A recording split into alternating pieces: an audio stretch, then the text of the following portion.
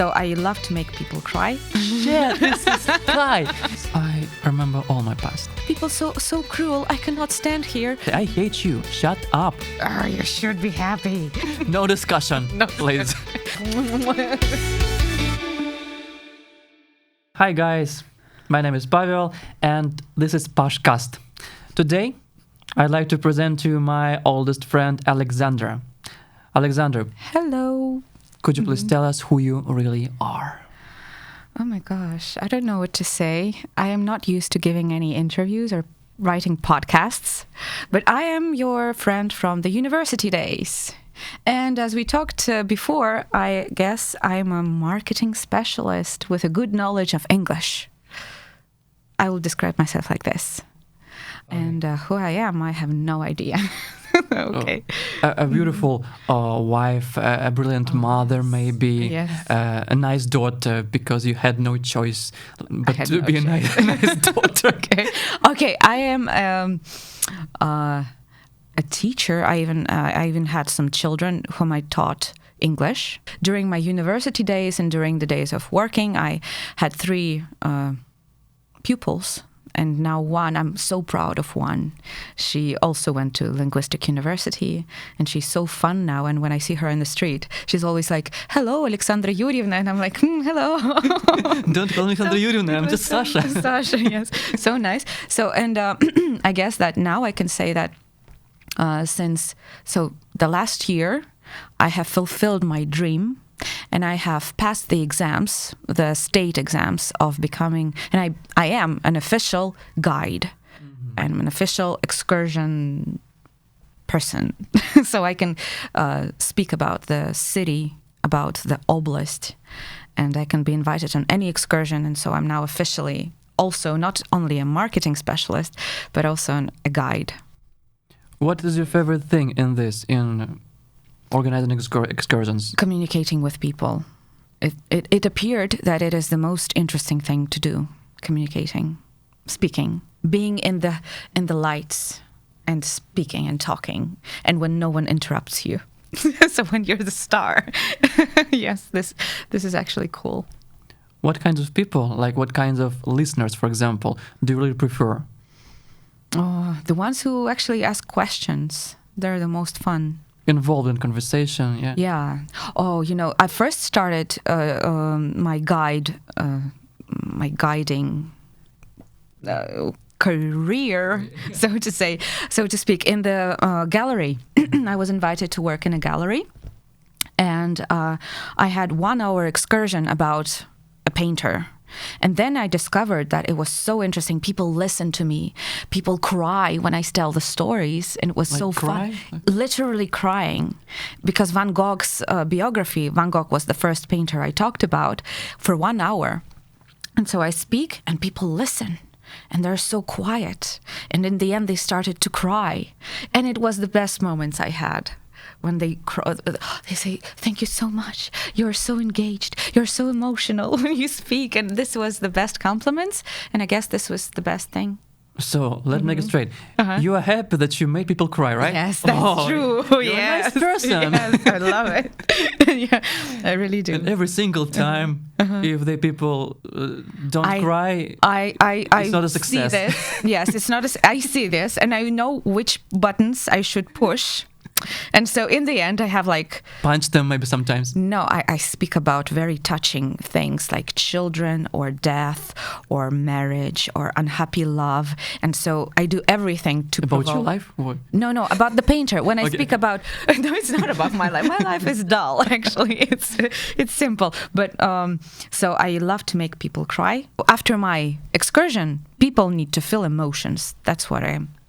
There's a big difference between us because I like to make people laugh, or maybe love. And you, any emotions will do. So any emotions, and you ask me what do I like more? So I like when people cry after my stories or have emotions, and also I like when people come to me and start to discuss topics. For example, Dali. Dali is now in the gallery.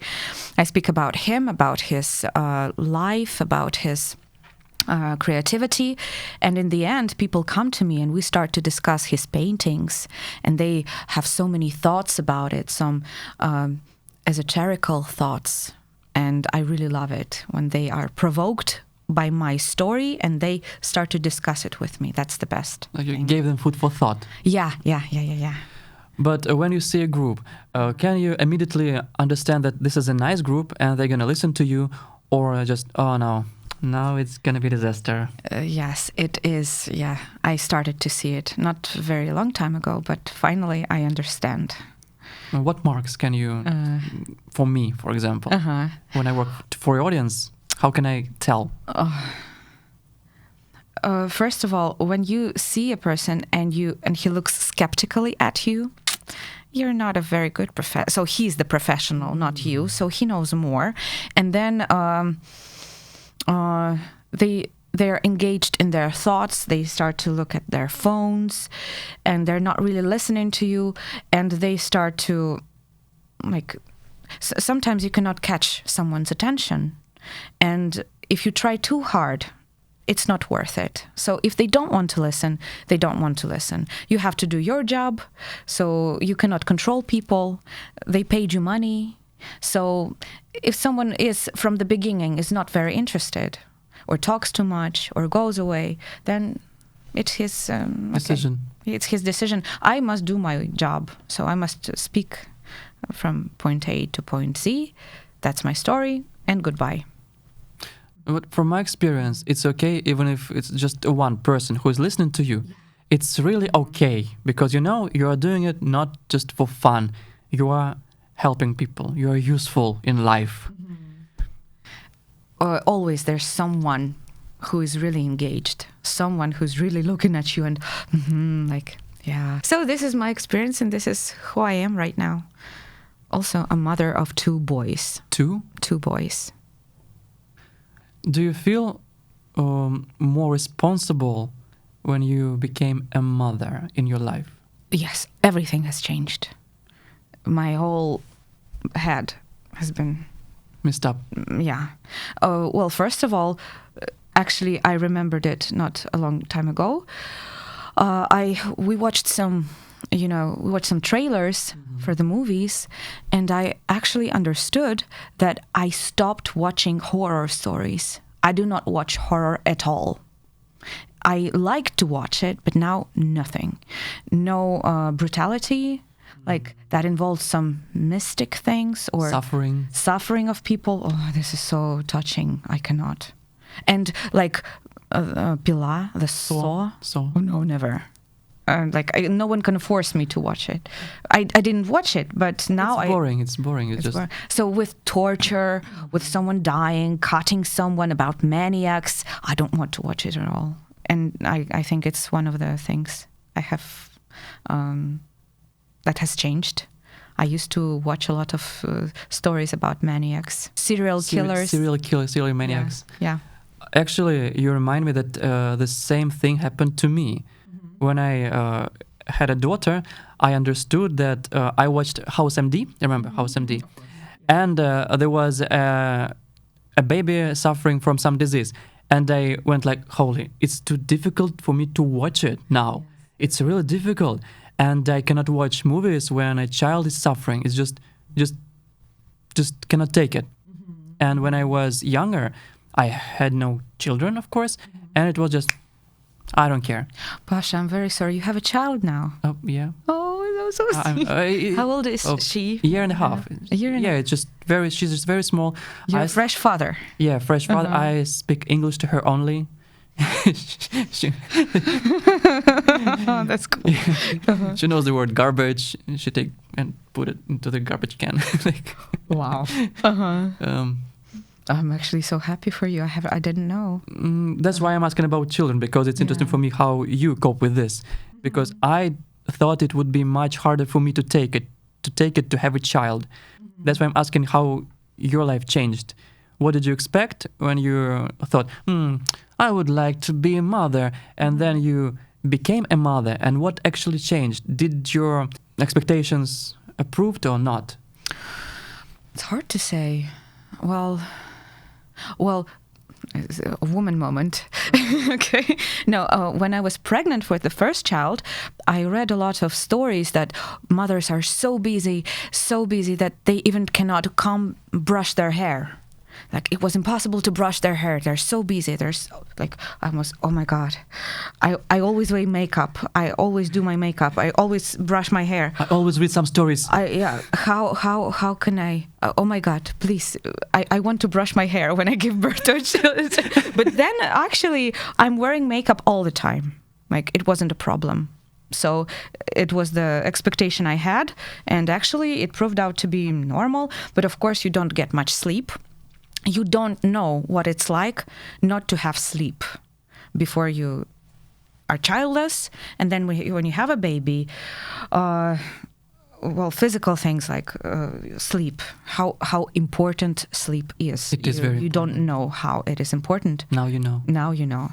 After you have a baby, now you know. And other things, I guess I really like children.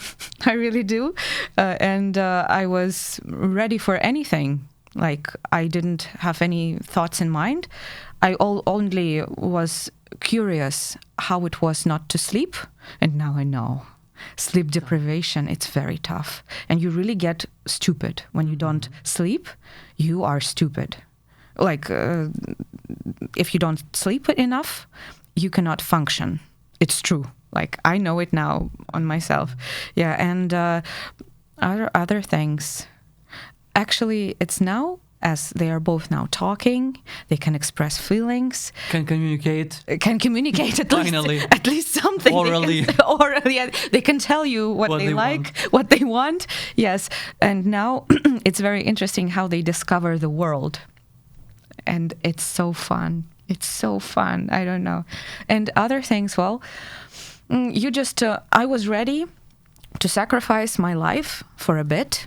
For 2 years, for 3 years, for the baby. So I think I was ready. I think I knew that I need to sacrifice myself somehow.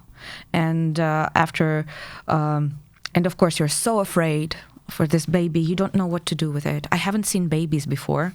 I don't know what is close. This. So close, yes, and it's mine. And I'm responsible for it. I have to feed it all the time. And I'm like this mother hen. My children, I don't give them to anyone, so they're mine. I have to be I'm very supportive. I'm very, how to say? Caring, yes. And it was a hard thing for me to give it to my husband and to trust him with the babies. It was a thing of trust. In the beginning, I suppose, In the beginning. No, it's okay. 2-3 months, maybe. 2-3 months, yeah. Because I was afraid. But after those 2 months, you finally get used to it. And it was a party for me when I went alone to a shop. And you go alone to the shop, no one is with you. No one's screaming. And you're so free for this 20 minutes of your time. You're free. And this, so you value your sleeping time, you value your free time. And I really value that right now. I can sit here with you and talk. And I'm a grown-up person. Apparently free. Yes, and I'm free now. Yeah. So you value your time more when you have a baby. Free time. I don't know if I answered your question. Yeah, it's okay. Yeah. So.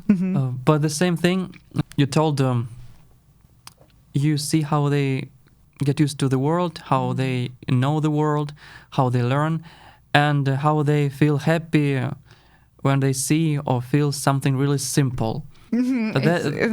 That's I was always thinking about. That we don't need too much in our life.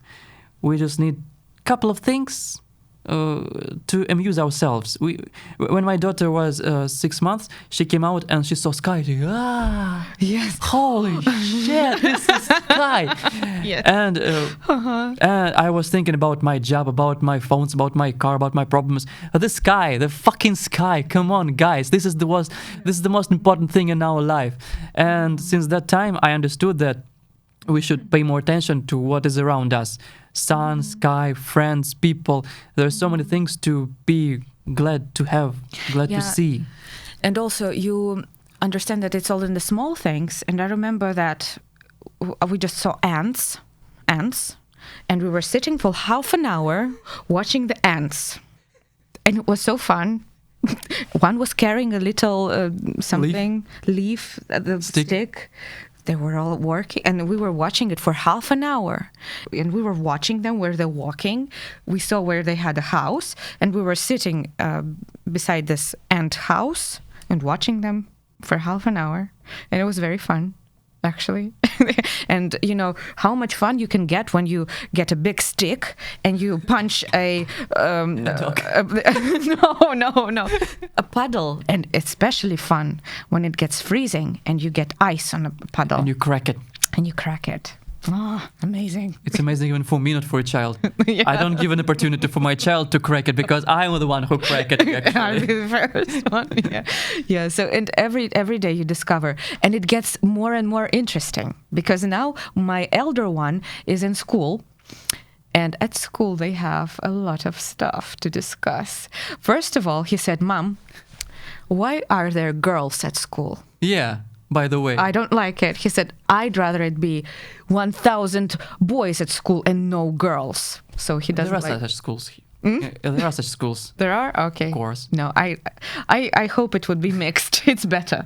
But then he said, "Why do I have to open the doors for girls? Why do I have to share with girls? Who are they? Some special people."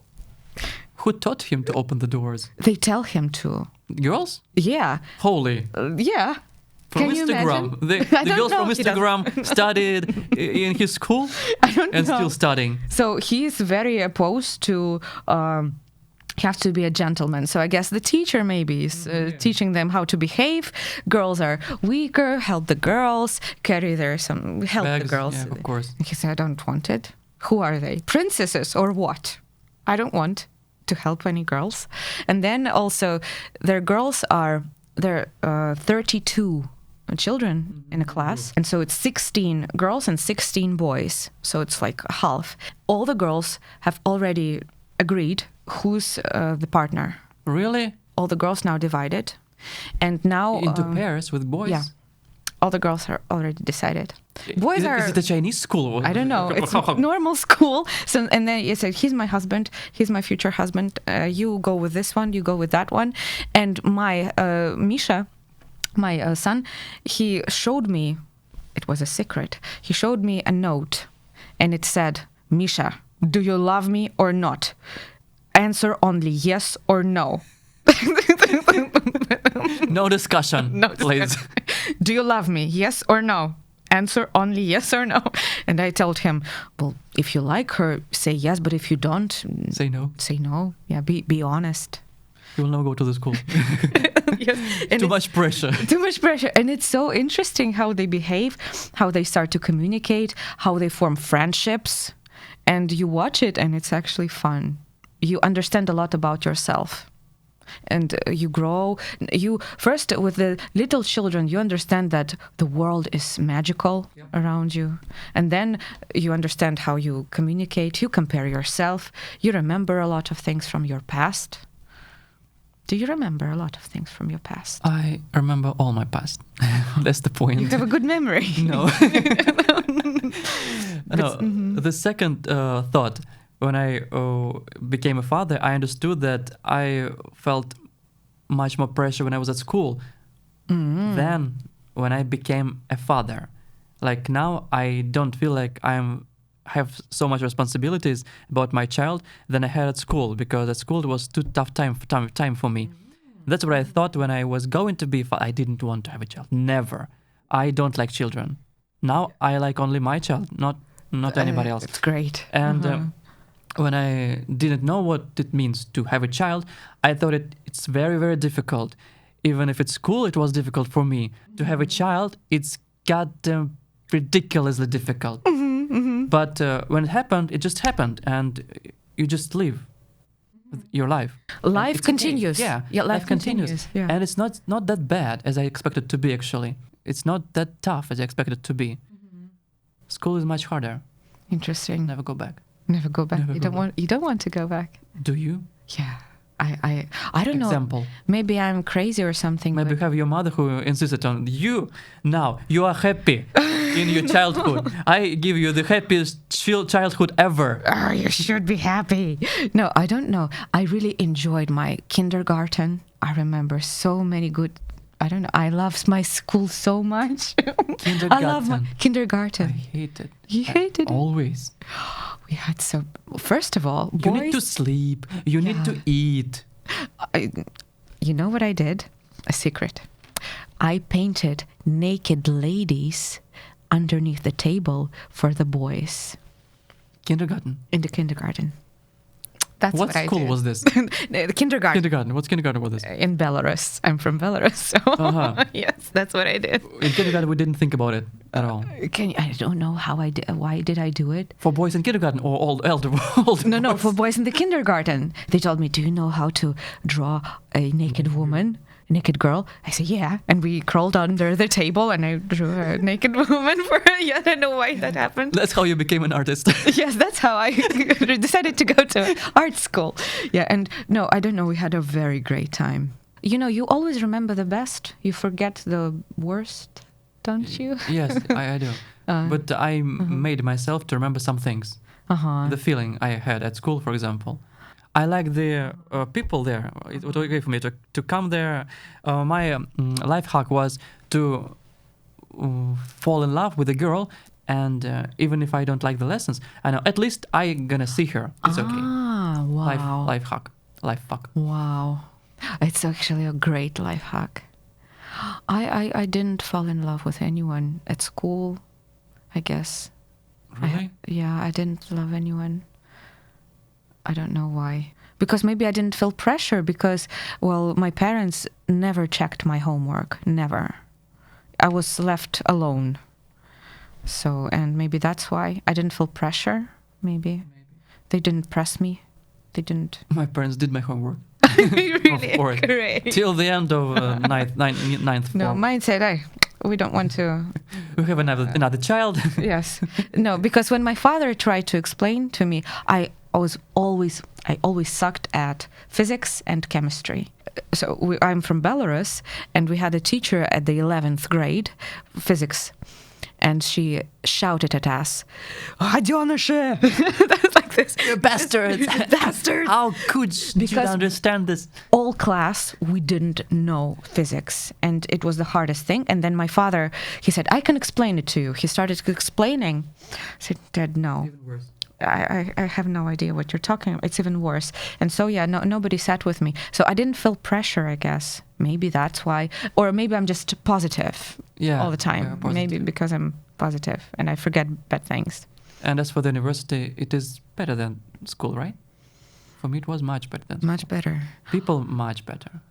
Oh, Teachers were much better for me. it was like adult life. Now I'm grown up and more responsibility, but also fun. I don't know.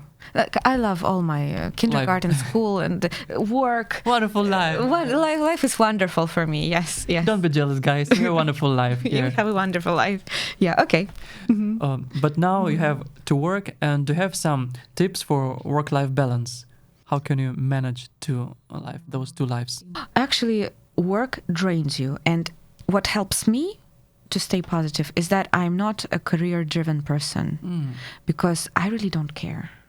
And, because I'm a girl, because you cannot compare me and you because you're a man and you're the provider, and I'm this girl who can be... I'm an artist. Careless. Yes, I'm an artist. Yes, because my husband provides. And so even if I lose my job, so I'm sure that, our basic needs will be met. They will be paid for. My electricity and bills and my food. I will not be starving. But of course, life-work balance. I'm from a family where a father was a workaholic. Like total workaholic. My father is working 24/7. 24/7.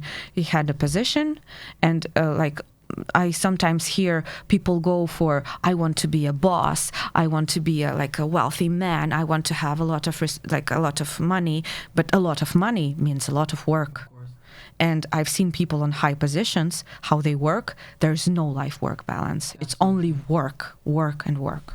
That's why, I don't know, it's better to maybe let your standards go a little lower, but you will have at least some life. and hobbies. Yeah. No, it's more important that you love your job. It's very important, because even if you are well paid, but you hate your job, it's very difficult. It's hell on earth, I guess. Yeah. You are so pressed to do the things you don't like. And I changed a few office works, so I decided that my decret is now over. My children have grown. Make it holiday. So yeah, my holidays are over and I have to work. Well, at least we all need money now. So I decided to work, and they invited me to an office. I started working in an office, and I worked in Saks for 4 months. Then I worked in a marketing agency for 3 months, and it was hell. And now I'm working in a agency too, but it's now a lot better. Heaven. And so it's because I have good people around me. Because before I worked in a total women's society. It's hell. Like, I got to a place where there were only bitches, true bitches, like from Snake home. Capital B. Yeah, snakes, total snakes. And I found myself in this surroundings for the first time, like true bitches. I've never met such. Because you're girls beautiful, before. and that's why they hate you. I don't know. I guess they're just this way. They're much more beautiful than me. They're like successful. One was a model. Yes, yes. One like this. One was a model even, but they're so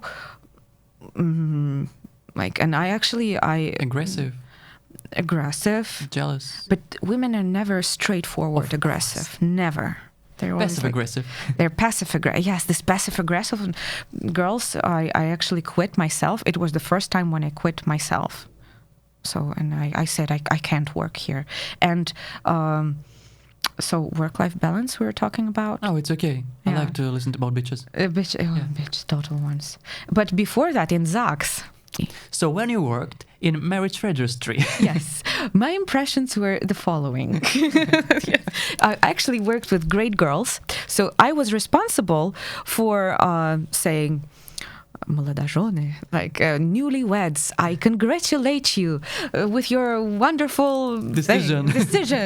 Please sign here, take out the rings, kiss your wife, and kiss your husband. Can grate them. Yes, and now go. And it was so wonderful. You always have to wear a dress. You have to be beautiful. You have to be like official, and everyone around you is having fun. It's always a celebration. And it was me and another woman working with me, and we had fun. Every day we have music. Every day there are funny people going. Every day there's weddings. Champagne. Yes, yeah, great atmosphere. But awful boss from a man, a woman, awful, a woman again, a woman. Actually, I have never felt like it wasn't. She was very bad. This woman, this boss woman of our Marriage Registry.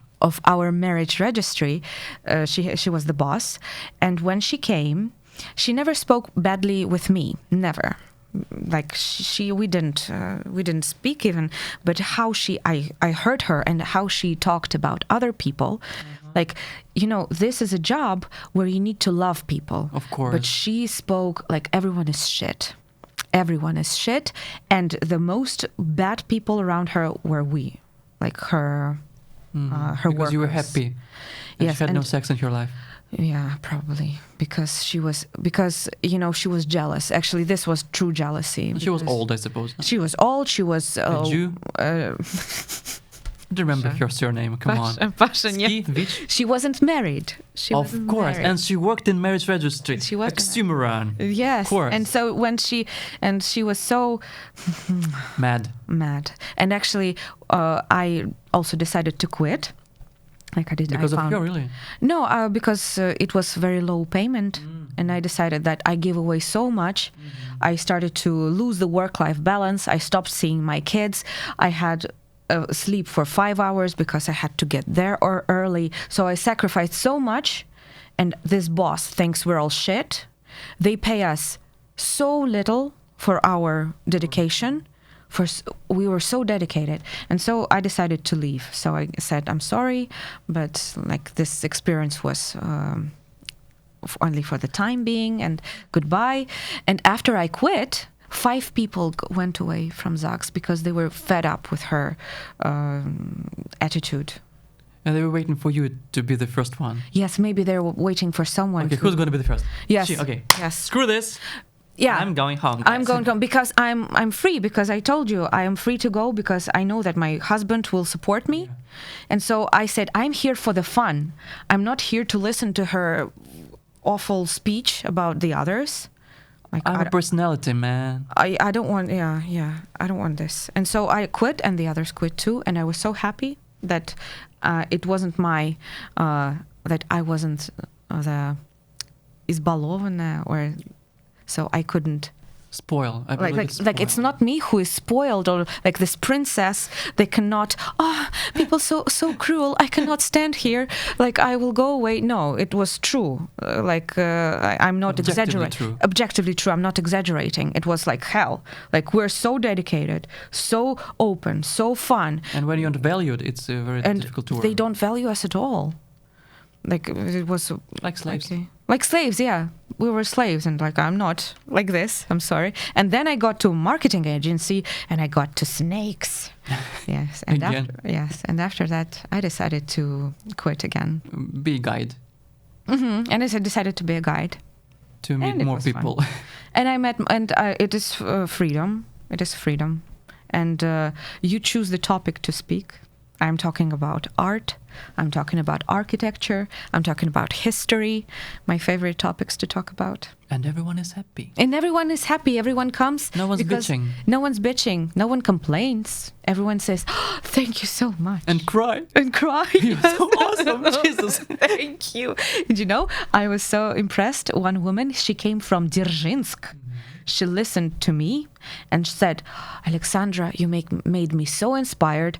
I will now. She worked in a theater, and she made a play, about Van Gogh. Mm-hmm. After she listened to she was inspired by you. She was by inspired. Your stories. And interesting. The most.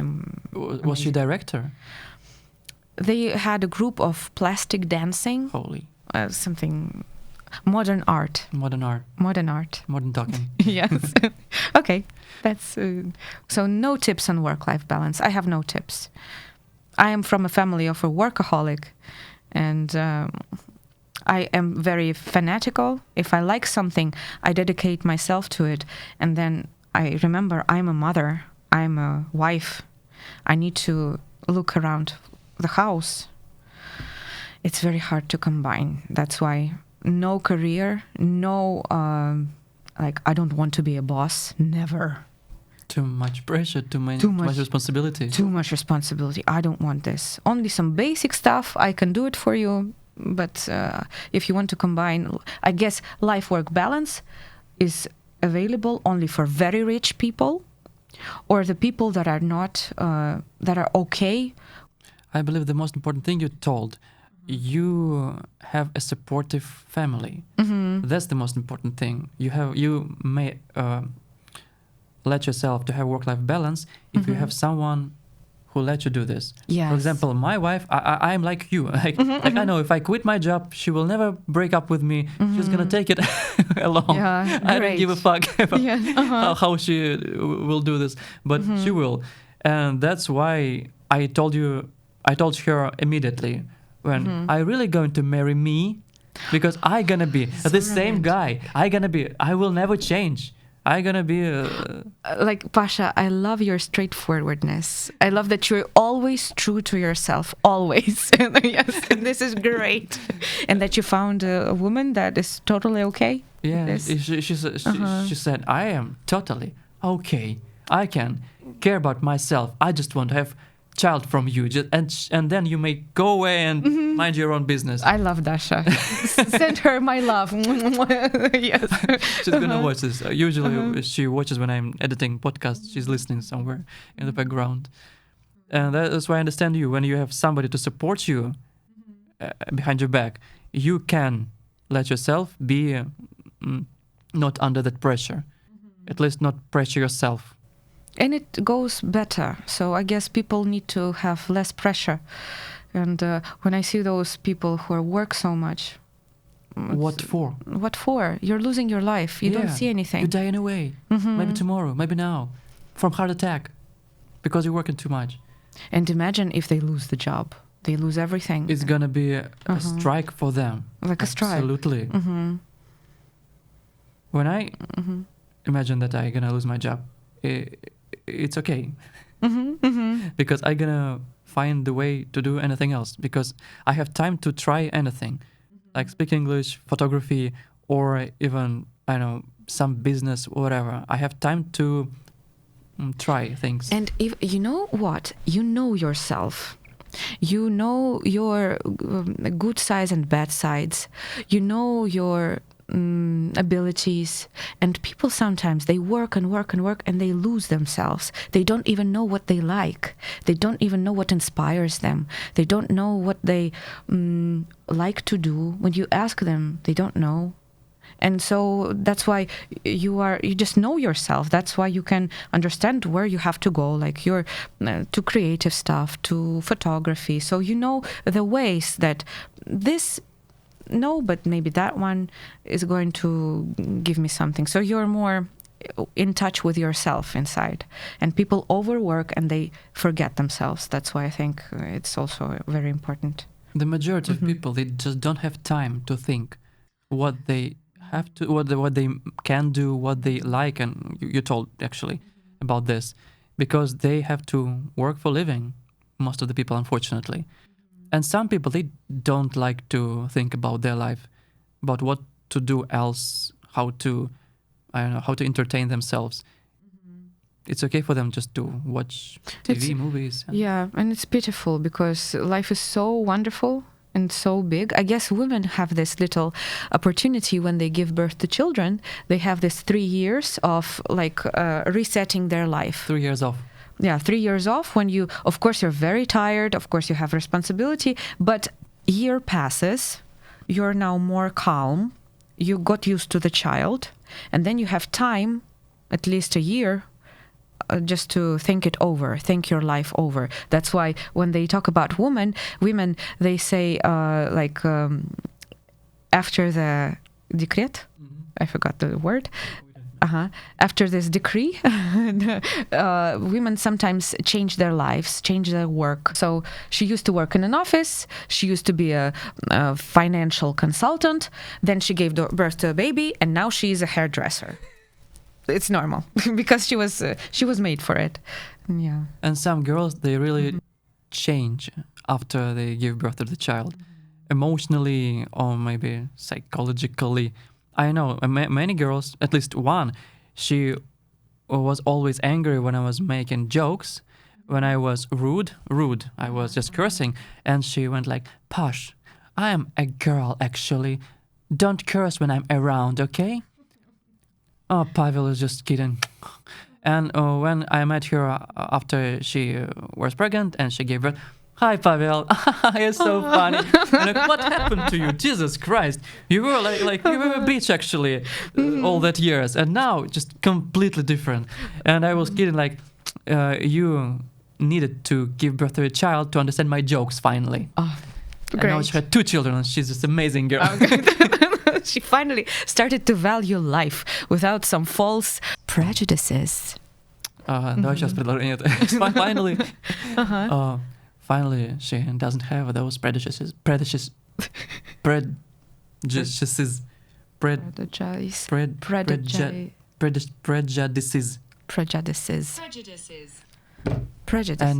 And now she doesn't have any prejudices about my jokes.